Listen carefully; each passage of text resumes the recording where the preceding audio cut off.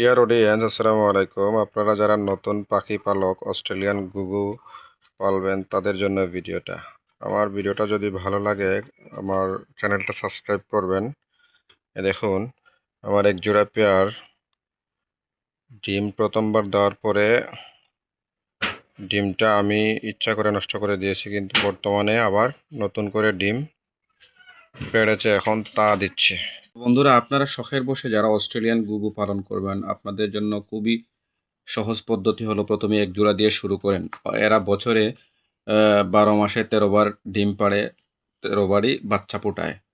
তখনই হচ্ছে এদের চিকিৎসাগুলো যেগুলো হচ্ছে ঠান্ডাজনিত কারণে চিকিৎসা হচ্ছে ঘরোয়া পদ্ধতিতে আদা এবং রসুন যদি নিয়ম মতো আপনি খাওয়াতে পারেন অবশ্যই আপনার ঘুঘুগুলার রোগবালাই সরে যাবে। তাই এভাবে আপনি ঘুঘু পাখির ঠিক মতো যত্ন নিন, অবশ্যই আপনার ঘুঘু প্রত্যেকবার ডিম পাড়ে। এই পাখিগুলাকে যদি আপনারা সঠিকভাবে যত্ন নিতে পারেন অবশ্যই আপনি ভালো ফল পাবেন।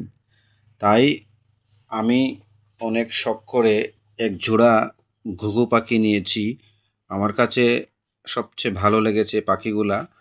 ওরা নর ঘুঘু এবং মাদি ঘুঘু দুজন মিলেই ডিমে থাদে।